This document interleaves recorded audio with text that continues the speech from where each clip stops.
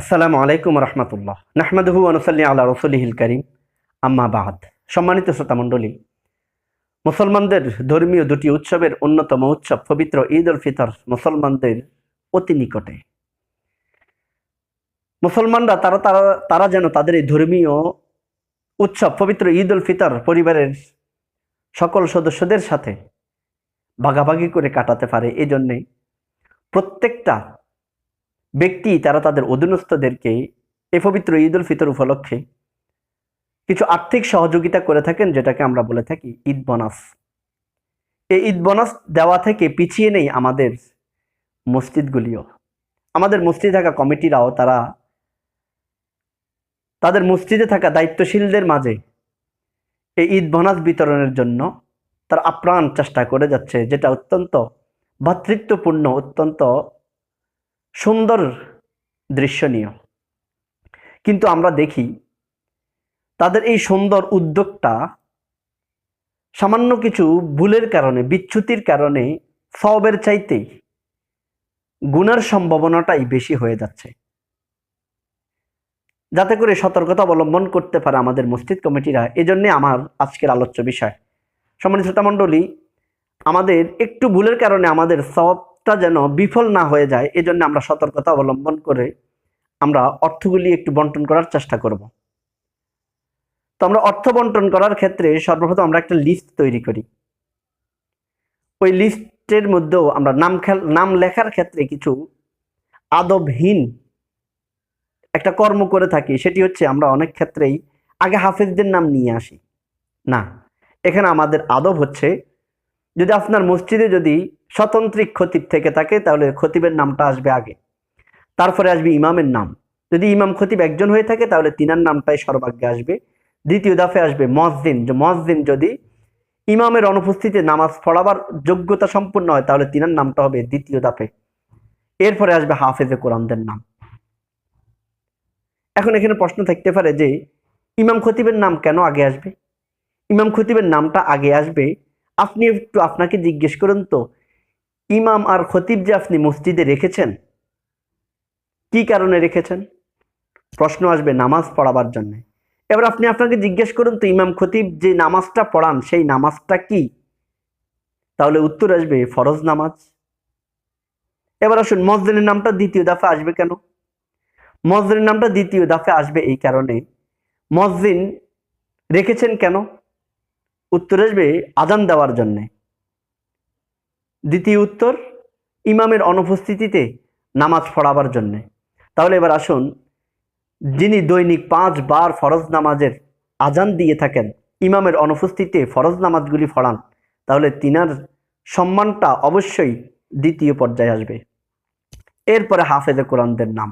কারণ আপনি একটু আপনাকে জিজ্ঞেস করেন তো, আপনি রমাদানে তারাবি পড়ার জন্যে যে হাফেজে কোরআনদেরকে রেখেছেন, কিসের জন্যে? উত্তর আসবে তারাবি পড়ানোর জন্যে। এবার আপনি আপনাকে জিজ্ঞেস করুন তো, তারাবির নামাজ ইসলামী শরীয়তের কোন বিধান? এর উত্তর আসবে দুটি। কোন কোন ওলামায়ে কেরামের মতে সালাতুত তারাবি নফল, কোন কোন ওলামায়ে কেরামের মতে সালাতুত তারাবি সুন্নাহ। তাহলে নিঃসন্দেহে নফল সুন্নার চাইতেও অধিক সম্মানের হচ্ছে ফরজ। তাহলে যিনি ফরজ নামাজের ইমামতি করান, তাহলে তিনার সম্মানটাই তো সর্বাগ্যে থাকবে। এটাই তো যুক্তিযুক্ত। তাহলে সম্মানিত মণ্ডলী, আমরা শরীয়তের এই মাসালাগুলি খেয়াল রেখে সর্বপ্রথম যে লিস্ট করব, ওই লিস্টের মধ্যে সর্বপ্রথম থাকবে খতিবের নাম, তারপরে ইমামের নাম। যদি ইমাম খতিব একজনই হয়ে থাকেন তাহলে ওনার নামটাই সর্বাগ্যে থাকবে। এরপরে মুয়াজ্জিনের নাম, এরপরে আসবে হাফেজে কোরআনদের নাম। এরপরে আসছে সম্মানী বন্টনের নিয়ম। আমরা এক্ষেত্রে কি দেখি, আমাদের বেশিরভাগ গ্রামগুলিতে এরকম হয়, ওই যে কমিটিদের মধ্যে শরীয়তের গভীর জ্ঞানটা না থাকার কারণে তারা এই ক্ষেত্রে তাদের ইমাম খতিব মুয়াজ্জিনদের থেকেও সম্মানের দিক থেকে হাফেজে কোরআনদেরকে সম্মানই বেশি দিয়ে থাকে।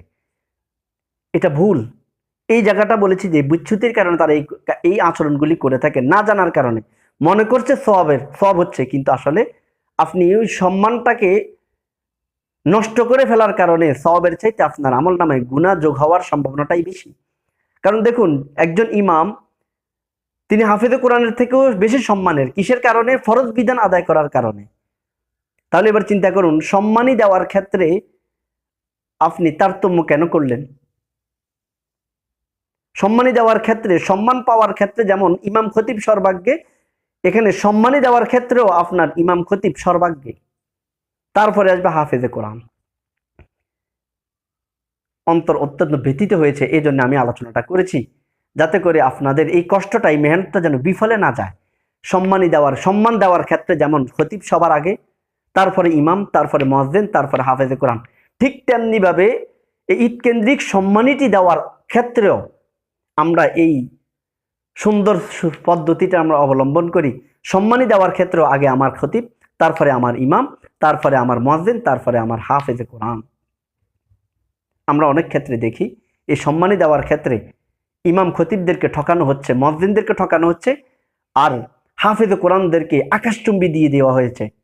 এটা কি আপনি কি আদৌ কি ঠিক কাজ করেছেন? আমি এটা আপনার কাছে দোষণীয় বলছি না, কারণ না জানার কারণে।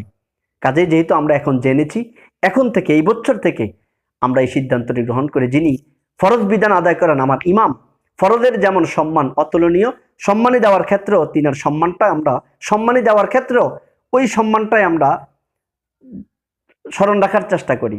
একজন হাফেজে কোরআন, তিনের পিছনে আমরা কোন নামাজ পড়ি?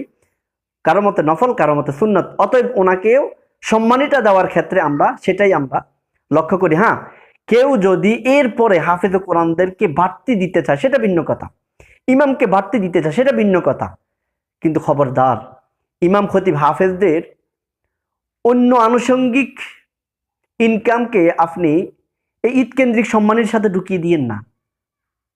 ইমাম সাহেব অমুক জায়গা থেকে এত টাকা পাইছে, ওনাকে কম দিলেও চলবে না। আপনাকে দেখতে হবে আমি আমার মসজিদ থেকে আমার ইমাম খতিব মুয়াজ্জিনকে কি সম্মানী দিয়েছি, আর সেই সম্মানীটা যেন অবশ্যই অবশ্যই অবশ্যই একজন হাফেজে কোরআন থেকে বেশি হয়, কারণ তিনি আপনার ফরজ বিধানের ইমাম। ফরজ বিধানের সম্মান যেমন অতুলনীয়, অতএব ওনাকে সম্মানীটাও দিতে হবে সেইভাবে। আমি বলছি না হাফেজে কোরআনদেরকে আপনি অসম্মান করেন, আলাইয়াযুবিল্লাহ, হাফেজে কোরআনদের অসম্মানই করা যাবে না, তবে আপনার ইমাম খতিব মুয়াজ্জিন থেকে বেশি নয়। আল্লাহ রাব্বুল আলামিন আমাদেরকে ছোট্ট কথাগুলি মেনে সুষম বন্টন করার সেই তৌফিক দান করুন। আসসালামু আলাইকুম ওয়া রাহমাতুল্লাহি ওয়া বারাকাতুহু।